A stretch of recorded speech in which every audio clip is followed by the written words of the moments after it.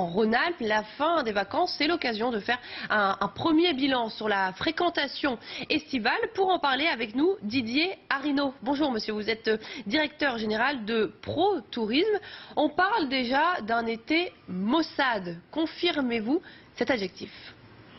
Oui, on peut dire que l'été est maussade malgré une belle météorologie. En tout cas, le bilan de la saison touristique pour l'instant reste négatif et il le sera à l'issue de ce mois d'août et même du mois de septembre car nous avons accumulé trop de retard depuis le début de la saison avec une baisse de 4,5% au mois de juillet et une baisse de 2% environ sur les 3 premières semaines du mois d'août, sachant quand même, et ça c'est plutôt une bonne nouvelle, qu'on a eu une très belle fréquentation, notamment dans les stations du littoral, que ce soit les stations du littoral atlantique, mais aussi de la Méditerranée, avec un pic de fréquentation au 15 août, avec des hébergements qui avaient de très très bons taux d'occupation, puisque la moyenne était plutôt aux alentours de 85% et dans certaines stations au-delà de 90%.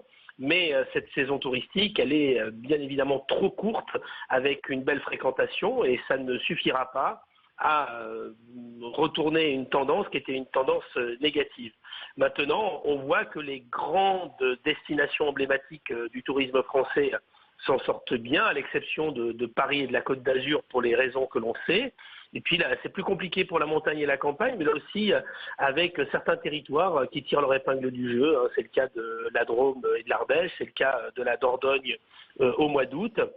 Mais au final, on sera sur une diminution à la fois de la fréquentation, mais aussi et surtout du chiffre d'affaires des opérateurs du tourisme, les cafetiers, les restaurateurs étant les plus touchés, mais aussi au niveau de l'hébergement marchand, on voit bien que c'est compliqué pour les hôteliers, c'est compliqué aussi pour les résidences de tourisme et certains villages de vacances.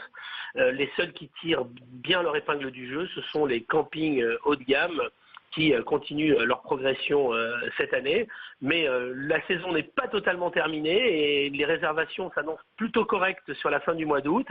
Et il restera le mois de septembre et surtout on compte sur le retour d'un tourisme d'affaires et d'un tourisme des clientèles étrangères qui a manqué à l'appel ces dernières semaines et ces derniers mois, et c'est ce qui fera peut-être la différence. Mais ça montre bien qu'à l'heure où la plupart des destinations européennes progressent, rappelons que la progression de l'Espagne c'est 11%, la progression du Portugal c'est 13%, avec d'ailleurs de plus en plus de Français qui partent dans ces pays. Nous sommes à la traîne puisque depuis le début de l'année, nous subissons une baisse de 6%. Il serait peut-être temps d'avoir une véritable politique touristique. Je vois qu'il y a de plus en plus de candidats pour les présidentielles. Ce qui serait bien, au-delà des candidatures personnelles, c'est qu'ils aient un vrai programme, et notamment sur le tourisme, et nous l'attendons. Et le message est passé. Merci Didier Arinaud, directeur général de Pro Tourisme, d'avoir été avec nous pour ce point extrêmement clair. Merci à vous. On en vient maintenant au JO, Rio. On va en parler bien sûr avec vous, Charlie, et vous nous avez rejoint bien sûr en plateau, et on ne se